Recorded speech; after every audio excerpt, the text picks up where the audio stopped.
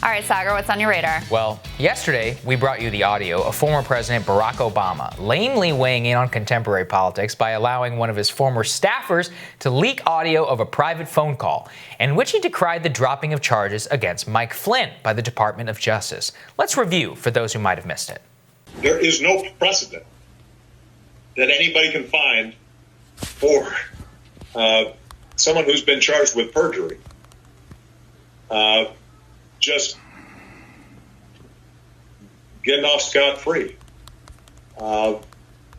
That's the kind of stuff where you begin to get worried that basic, not just institutional norms, but our basic understanding of rule of law is at risk. Of course, Crystal and I laughed at that obviously faux hands-off move to insert himself into the discussion. And as we pointed out, do you really want to hear about rule of law from a guy who let Wall Street grow free and from my perspective used a pen and a phone to illegally circumvent U.S. immigration law? I don't think so. But beyond that, let's think about this. Barack Obama has stayed largely silent throughout the Trump administration. Out of all the things to insert yourself into the process, why Mike Flynn's prosecution in particular, nearly 3.5 years into the Trump presidency? I believe the answer is because Obama himself has been implicated at the highest levels of a scandal that clearly bears investigation, but which the media refuses to touch. The scandal hit such a nerve that yesterday literally millions of tweets were sent with the hashtag Obamagate, which centers around the former president's role in essentially setting up the incoming administration and specifically National Security Advisor Mike Flynn. As we've covered here on the show, Obama himself was revealed in transcripts as the person who told then Deputy Attorney General Sally Yates about Mike Flynn's intercepted phone call with the Russian ambassador. That phone call entailed Flynn calling the Russian ambassador at Trump's request and asking that the government not retaliate against Obama's election interference sanctions because they would be in office within days and they sought a new and more peaceful relationship with Russia. That conversation was central to the Russiagate narrative. It spawned a million conspiracy theories on whether Flynn was blackmailed by Russia. And we know through the transcripts that Yates later heard from James Comey that Flynn was being investigated for a Logan Act violation for the phone call. And let's think about this.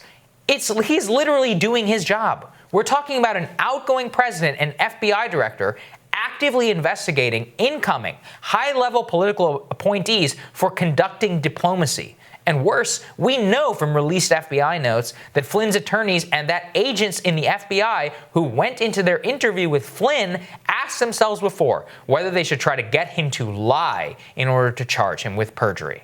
The transcripts revealed in 2017 all senior leaders in the intelligence community and beyond from the Obama administration did not believe there was any collusion.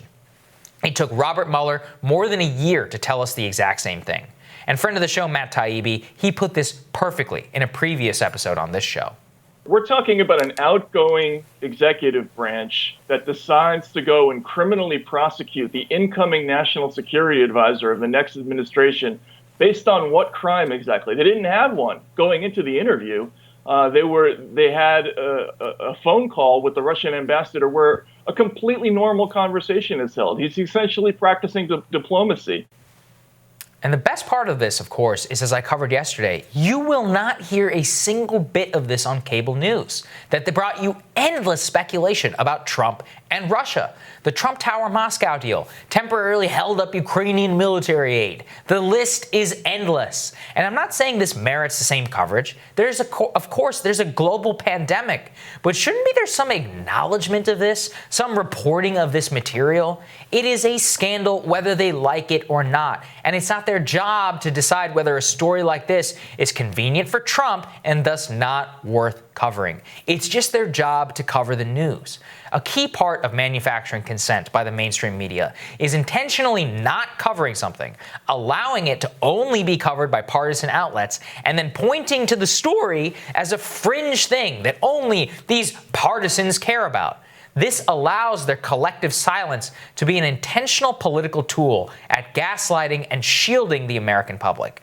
And you can see the perfect allegory to this, Crystal, which we've covered here often, which is the Tara Reade allegation against Joe Biden. It's the exact same thing. There is, by all the standards that they set, and by an objective standard, this is something that bears reporting, investigation, and asking Joe Biden about. And yet it took, 6 weeks? 6 weeks, literally. Dozens of interviews, dozens of questions for all of this, for Biden to finally come forward and have to face it after Tara Reade brought forward evidence and corroboration that nobody else, Christine Blasey Ford, could not dream of having had. Right. And it's just, look, I'm not saying there doesn't need to be a Benghazi level freakout. There doesn't need to be committees and all that. Although if there were, I think it would be justified. It's more that, look, just report it. Just report the facts. Well, and here's the thing is I think that it's a fantasy to think that you're doing anyone any favors by not covering it. Because all you do, you actually fuel that resentment and that outrage. Conspiratorial thinking. You do. And not to mention the fact that it undermines your credibility so that when you do report on stories that are not convenient for Trump, people go, yeah, whatever. You didn't care when this other thing happened that was good for him. So why should we listen to you on this? You point out, there's midst of pandemic, lots going on that merits coverage, so it doesn't need to be the full freak out of what we had during the height of Russiagate. But that was way over cover. I mean, that's part of the problem is it was so disproportionate. And I think part of the root here, and we talked about it with Matt, you and I have talked about it here on the show, is at the beginning of the Trump administration, before they even came into office, there was kind of this question of are these people master chess players with this super nefarious plan that they've been working with, Russia and these international actors and nefarious actors within the U.S. to come in with this plan and take over in this very concerted effort? Or are they just sort of bumbling around and have no idea what they're doing? And that was what triggered people with the Flynn thing at the very beginning, because he did lie to Vice President Mike Pence. He went out and told this story, and then, he said that he didn't have these calls with Kislyak. Then we find out that he does. And so it fueled into this idea, because you talked about how this was kind of the root of Russiagate. It was. It fueled into this idea that there was this more elaborate, nefarious plan of which Michael Flynn was a key part. Well, the more that we learned, and the more, frankly, that we just saw the way that they operated in office, right? I mean, the Muslim ban, they couldn't even draft it properly. I'm thankful for that, but they couldn't even get a question changed on the census, right? I mean, it's just bumbling incompetence after bumbling incompetence. At some point, you go, come on, guys, these people aren't playing 4D chess. And of course, the resistance warriors sometimes latch on to the bumbling incompetent when it fits their narrative, and sometimes latch on to the 4D chess nefarious actors with this master plan thing. And I think that's part of why they've gotten the Flynn piece so wrong, is because they plugged him into this master nefarious narrative idea of the presidency, when in reality it was just more bumbling incompetence. Here's the thing: just admit that you were wrong. I mean, remember Joy Behar cheering at the fake news that supposedly had been confirmed that Mike Flynn had colluded with the Russian government on ABC News before they came into office? They literally cheered. No, I don't remember. She was that. oh my God. Everybody on The View was clapping. And it was fake, completely fake. It dropped the Dow Jones by 200 points. I mean, there's been so many of these episodes. Well, and you remember too, I mean, this was part of the whole thing with Comey, right? Yeah. The president had said to Comey, I hope you can see yourself to let, your way to letting this go. He's a good guy, something like that, something very close to that, which again was taken as part of the grand nefarious plot. Whereas, really, I think you come to look at it and the president doesn't really know. He's not supposed to say. I mean, that's not an excuse, right? That's not an excuse for crossing those lines, et cetera. But you come to realize it's more just he realizes Flynn kind of messed up and he didn't really know what he was doing, and he was trying to do the right thing for the president, but got it wrong and ends up lying to the FBI. I do think that that's an important part. It's if you or I lied to the FBI, we would not be, let off the hook, by the way. Sure. So there is a disparate treatment here that I think is important to note.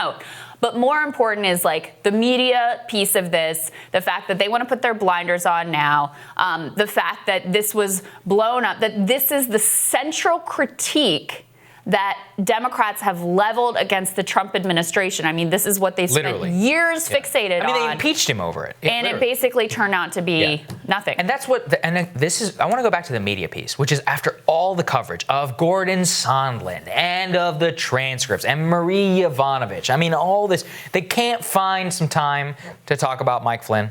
You can't I mean, I want to give one credit to George Stephanopoulos, who did ask Vice President Biden about that this morning in an interview, because Biden was also present when Barack Obama told Sally Yates about that. And let's take a listen to what Biden had to say. I do want to press that. You say you didn't know anything about it, but you were reported to be at a January 5th, 2017 meeting where you and the president were briefed on the FBI's plan to question Michael Flynn over those conversations he had with the Russian ambassador Kislyak. No, I thought you asked me whether or not I had anything to do with him being prosecuted. Okay. I'm sorry. I was aware that they asked for an investigation, but that's all I know about it, and I don't think anything else. Look.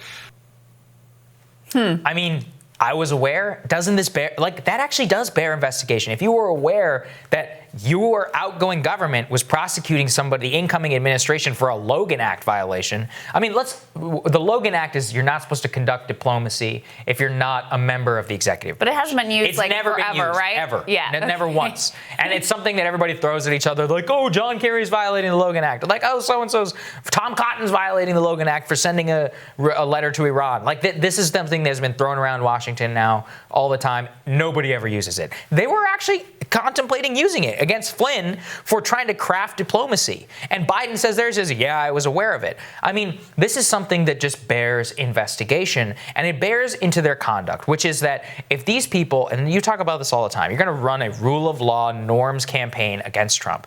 Let's talk about rule of law and norms then. Right. And let's talk about your conduct in office. And to the media point, 3 million people tweeted something with hashtag Obamagate. Yes, some of it was coordinated. Some of those people were kooks. The president was involved and all that. But that is something. And there are millions of people out there who are legitimately outraged at this. And if you do not cover this in a fair way, people will remember it forever, based upon how you covered Russiagate. And look, it's only going to create the frenzy that you're looking to yes, avoid. Exactly. That's exactly it. I mean, you're just going to create more. Only partisans then will cover it. People won't cover it in a fair way. And then you're just going to cede that ground for legitimate investigation to people who shouldn't necessarily be leading the charge on this. Yeah, and who that's have an really axe the to sad grind. part. Who have an axe to grind. And that's really what I think the saddest part of it all is. Well said. Next on Rising, White House Coronavirus Economic Task Force member Stephen Moore discusses the administration's strategy to combat the current economic crisis when Rising continues.